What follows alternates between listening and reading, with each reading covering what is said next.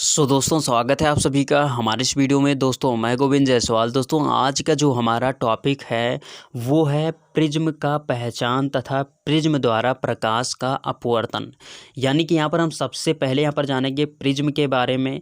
Prism का यहाँ पर हम एक चित्र ड्रा करेंगे और उसके अनेक पार्ट्स के बारे में जानेंगे और उसके बाद में हम यहाँ पर जानेंगे प्रिज्म द्वारा प्रकाश के अपवर्तन को। अब यहाँ पर अगर आप प्रिज्म द्वारा प्रकाश के अपवर्तन को ही जानना चाहते हैं तो आप वीडियो में थोड़ा आगे बढ़कर उसको देख सकते हैं। तो सबसे पहले तो यहाँ पर हम प्रिज्म की परिभाषा को जान लेते हैं। दोस्तों प्रिज्म एक ऐसा पारदर्शी माध्यम वाली आकृति है जिसमें 3 पृष्ठ आयताकार होते हैं तथा 2 पृष्ठ त्रिभुजाकार होते हैं। यानी कि अगर हम इसको चित्र के माध्यम से समझें तो ये जो स्क्रीन पर चित्र शो हो रहा है ये एक प्रिज्म है। अब इसमें अभी हमने जैसे परिभाषा में बोला कि इसमें 3 आयताकार पृष्ठ होते हैं। तो यहाँ पर ये जो पृष्ठ है ये एक आयताकार पृष्ठ हो गया। उसके बाद में इस साइड में ये जो पृष्ठ है ये एक आयताकार पृष्ठ हो गया और उसके बाद में ये जो इस साइड में ये जो पृष्ठ है ये भी एक आयताकार पृष्ठ हो गया। यानी कि ये 3 आयताकार पृष्ठ हो गया। उसके बाद में यहाँ पर 2 त्रिभुजाकार पृष्ठ होते हैं। जैसे कि यहाँ पर एक ऊपर वाला ये हो गया ABC और उसके बाद में एक दूसरा त्रिभुजाकार जो पृष्ठ है वो हमारा है DEF। तो ये हमारा हो गया 2 त्रिभुजाकार पृष्ठ। तो इस प्रकार से हमने इसकी परिभाषा को बनाया। अब यहाँ पर हम बात करते हैं इस प्रिज्म में जो अनेक पार्ट्स हैं इसके बारे में। दोस्तों अभी अभी हमने बोला है कि ये जो प्रिज्म होता है ये 3 आयताकार पृष्ठों से मिलकर बना होता है। तो यहाँ पर जैसे यहाँ पर पहला पृष्ठ हमारा ये हो गया, दूसरा पृष्ठ ये हो गया और तीसरा पृष्ठ ये हो गया। तो ये जो तीनों आयताकार पृष्ठ हैं इनको हम बोलते हैं अपवर्तक पृष्ठ। अब अपवर्तक पृष्ठ इसको क्यों बोलते हैं इसको जानना जरूरी है। दोस्तों ये जो तीनों पृष्ठ हैं इन्हीं तीनों पृष्ठ में से किसी से भी हम प्रकाश के किरण को गुजार सकते हैं। तो इस कारण से अभी अगर हम अपवर्तक पृष्ठ की परिभाषा को जानना चाहें तो इसकी परिभाषा है जिन समतल पृष्ठों से प्रकाश का अपवर्तन होता है वे अपवर्तक पृष्ठ कहलाते हैं। तो यहाँ पर ये जो प्रिज्म है प्रिज्म में ये जो तीनों पृष्ठ हैं ये तीनों पृष्ठ हमारे हो जाएंगे अपवर्तक पृष्ठ। अब यहाँ पर हम बात करते हैं प्रिज्म कोण के बारे में। दोस्तों प्रिज्म कोण क्या होता है कि जैसे कि ये जो हमारा अभी ये जो हमारी प्रिज्म है इस प्रिज्म में यहाँ पर ये जो ए वाला कोण है ये हमारा हो गया प्रिज्म कोण। ये बी वाला कोण जो है ये प्रिज्म कोण हो गया। ये सी वाला कोण है ये हमारा प्रिज्म कोण हो गया। यानी कि जो प्रिज्म में जो कोण बनते हैं प्रिज्म में जो ये अभी अपवर्तक पृष्ठ हैं इनके मिलने पर जो कोण बनता है वो हमारा होता है प्रिज्म कोण। अब एक चीज़ मैं आप सभी को और भी बताना चाहूँगा कि एक आदर्श प्रिज्म के लिए तीनों कोण का मान समान होता है और वो होता है 60 अंश यानी 60 डिग्री। अब यहाँ पर कैसे पता चला कि 60 अंश हुआ और आदर्श प्रिज्म क्या होता है इसको अगर जानना चाहें तो आदर्श प्रिज्म वो होता है कि जिसके अपवर्तक पृष्ठ की जो साइज हो वो सेम हो यानी बराबर हो।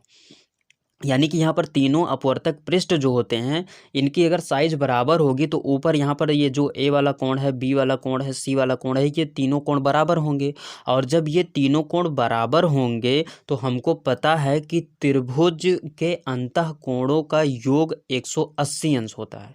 तो 180 अंश को अगर हम 3 बराबर बराबर भागों में बांट दें तो कुल मिलाकर हमारा 60 अंश हो जाएगा। तो एक आदर्श प्रिज्म के लिए जो इसका प्रिज्म कोण होता है वो 60 अंश होता है। तो ये हमारा हो गया प्रिज्म कोण। अब हम यहाँ पर बात करते हैं अपवर्तक कोर के बाद। दोस्तों यहाँ पर ये जो चित्र है इस चित्र में हमारा है 3 अपवर्तक पृष्ठ। अब अगर हम इन 3 अपवर्तक पृष्ठ में से 2-2 अपवर्तक पृष्ठों को ले लें, जैसे कि अगर हम इस साइड वाले अपवर्तक पृष्ठ को और इस साइड वाले अपवर्तक पृष्ठ को ले लेते हैं तो यहाँ पर ये जो दोनों अपवर्तक पृष्ठ जहाँ पर मिल रहे हैं यानी जुड़ रहे हैं वहाँ पर जो एक कोर तैयार हो रही है, जैसे यहाँ पर इन दोनों अपवर्तक पृष्ठों के मिलान पर ये जो हमारा कोर तैयार हो रहा है वो हमारा है AD। तो AD जो कोर हमारा होगा ये हमारा होगा अपवर्तक कोर। ठीक इसी प्रकार से अगर हम फ्रंट वाला यहाँ पर अपवर्तक पृष्ठ ले लें और यहाँ पर ये जो इस साइड में जो अपवर्तक पृष्ठ है इसको ले लें तो यहाँ पर इसका जो कोर बन रहा है वो हमारा CF है। तो ये जो CF है ये हमारा हो गया अपवर्तक कोर। उसके बाद में यहीं पर अगर हम BE को देखें तो ये भी एक हमारा एक अपवर्तक कोर है। तो ये हमारे हो गए अपवर्तक कोर। अब हम यहाँ पर बात करते हैं मुख्य परिच्छेद के बारे में। दोस्तों यहाँ पर मुख्य परिच्छेद क्या है कि यहाँ पर जो प्रिज्म है ये पूरा प्रिज्म है, प्रिज्म को जैसे जहाँ से काटा गया, जैसे ऊपर की तरफ ये जो हमारा ABC है ये जो ABC भाग है ये हमारा हो गया मुख्य परिच्छेद। और उसके बाद में अगर नीचे की तरफ देखें तो यहाँ पर DEF जो है ये हमारा हो गया मुख्य परिच्छेद। तो यहाँ पर हम सबसे पहले, अब यहाँ पर ये तो हमारी हो गई प्रिज्म की पहचान, यानी प्रिज्म के अनेक पार्ट्स के बारे में हम यहाँ पर जान लिए। अब यहाँ पर अगर हम प्रिज्म के अपवर्तन को समझना चाहें तो इस प्रिज्म को कुछ इस प्रकार से, यहाँ पर ABC को हम आगे कर लेंगे, यानी मुख्य परिच्छेद को आगे कर लेंगे इस भाग को, और पीछे की तरफ ये अगर रख दिया जाएगा तो केवल ABC दिखेगा। तो यहाँ पर हम ABC यानी मुख्य परिच्छेद को ले लेते हैं और उसके बाद में यहाँ पर प्रिज्म में प्रकाश के अपवर्तन को समझते हैं। अब दोस्तों यहाँ पर एक चीज़ मैं आप सभी को बताना चाहूँगा कि ये जो हमारा प्रिज्म ABC है ये एक सघन माध्यम है। और उसके बाद में इस प्रिज्म के इस साइड की बात करें तो यहाँ पर वायु होगा, यानी कि ये विरल माध्यम होगी।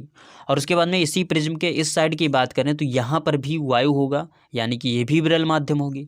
तो यहाँ पर मान लेते हैं कि एक प्रकाश की किरण P से चलती है और ये जाकर प्रिज्म के Q बिंदु पर टकराती है। तो सबसे पहला काम क्या करेंगे कि इस AB पृष्ठ पर जो Q बिंदु है, इस Q बिंदु पर एक अभिलंब खींच लेंगे। तो अभिलंब कुछ इस प्रकार से हमारा खींच जाएगा। अब यहाँ पर हमको पता है कि जब कोई प्रकाश की किरण विरल माध्यम से सघन माध्यम में जाती है तो वो अभिलंब की ओर झुक जाती है। यानी कि यहाँ पर ये जो प्रकाश की किरण P से Q तक गई, इसको सीधो सीध में आगे चली जानी चाहिए थे, लेकिन ये आगे नहीं जाएगी क्योंकि यहाँ पर P से Q तक जो प्रकाश की किरण गई ये विरल माध्यम में थी। अब यहाँ पर ये जो हमारा प्रिज्म है ये सघन माध्यम है, तो सघन माध्यम में जब प्रकाश की किरण जाएगी तो ये अभिलंब की ओर झुक जाएगी, यानी कि ये प्रकाश की किरण कुछ इस प्रकार से जाकर ये प्रिज्म के दूसरे छोर R पर मिलेगी। तो ये हमारी पहली कंडीशन कंप्लीट हुई। अब दूसरी बात यहाँ पर क्या होगा कि ये जो R बिंदु है, इस R बिंदु पर भी हम यहाँ पर एक अभिलंब खींच लेंगे, यानी AC पृष्ठ जो है इस AC पृष्ठ के R बिंदु पर से होती हुई एक अभिलंब खींचेंगे। तो ये हमारा एक अभिलंब हो गया। अब इस अभिलंब में हम क्या करेंगे कि अभी हमको पता है कि ये जो प्रकाश की किरण यहाँ पर आई है QR, ये हमारी सघन माध्यम में ही है, यानी प्रिज्म में ही है। अब ये इस साइड में जब बाहर निकलेगी तो बाहर के जो साइड है ये हमारा विरल माध्यम है, और जब विरल माध्यम में प्रकाश की किरण जाएगी तो ये अभिलंब से दूर हट जाएगी, क्योंकि हमको पता है जब कोई प्रकाश की किरण सघन माध्यम से विरल माध्यम में जाती है तो वह अभिलंब से दूर हट जाती है। तो ये हमारा प्रिज्म जो था वो सघन माध्यम था, तो इसमें प्रकाश की किरण थी। अब हमको विरल माध्यम में जाना है तो ये जो अभिलंब अभी हमने खींचा है ये अभिलंब से दूर हट जाएगी, और ये R से प्रकाश की किरण जो चलेगी वो यस की ओर चली जाएगी। तो ये कुछ जो प्रकाश की किरण है ये कुछ इस प्रकार से यहाँ पर ये अपवर्तित होगी। अब यहाँ पर मैं आप सभी को बताना चाहूँगा कि ये जो दोनों प्रकाश की किरण यहाँ पर, यानी कि ये प्रकाश की किरण P से चली थी और इसका डायरेक्शन इस प्रिज्म ने चेंज कर यहाँ पर S की ओर कर दिया। तो यहाँ पर इस प्रकाश की किरण के मार्ग को विचलित कर दी, यानी विचलित कर दी। ये जा रही थी कुछ दूसरे साइड में, लेकिन प्रिज्म रख दिया जाए अगर बीच में तो वो कुछ इसका डायरेक्शन को यहाँ पर विचलित कर देगी, चेंज कर देगी। अब यहाँ पर अगर यहाँ पर बात की जाए कि ये जो हमारी प्रकाश की किरण है, इस प्रिज्म ने इस प्रकाश की किरण को कितना विचलित किया, तो इसके लिए हम यहाँ पर ऊपर की तरफ यहाँ पर PQ जो है इससे होती हुई ऊपर की तरफ यहाँ पर डॉट डॉट लाइन द्वारा बढ़ा लेंगे, और यहाँ पर ये जो R है और यस है, इस यस R से जो प्रकाश की किरण है इसको भी हम ऊपर की तरफ यहाँ पर डॉट डॉट डॉट द्वारा बढ़ा लेंगे। तो यहाँ पर ये ऊपर की तरफ जाकर मिलेंगे ये बीच में कुछ D बिंदु पर। तो ये जो D बिंदु है, इस D बिंदु के इस साइड में यहाँ पर ये जो कोण बन रहा है, ये कोण हमारा दर्शा रहा है कि जो प्रकाश की किरण जा रही थी वो इस सीध में जा रही थी, लेकिन यहाँ पर इस प्रकाश की किरण को विचलित कर इस साइड में कर दिया गया। तो यहाँ पर ये जो कोण यहाँ पर डेल्टा बनेगा, ये डेल्टा कोण हमारा होगा विचलन कोण। तो ये हमारा हो गया प्रिज्म द्वारा प्रकाश का अपवर्तन। दोस्तों उम्मीद करता हूँ ये वीडियो आप सभी को अच्छी लगी होगी। वीडियो अच्छी लगी तो वीडियो को लाइक कीजिए, और दोस्तों यदि आप नए हैं हमारे चैनल पर तो चैनल को सब्सक्राइब कर प्रेस कर लीजिए बेल आइकन को, जिससे कि आपको नए वीडियो का अपडेट मिलता रहे। तो दोस्तों बस यहीं पर दीजिए इजाज़त। जय हिंद, वंदे मातरम।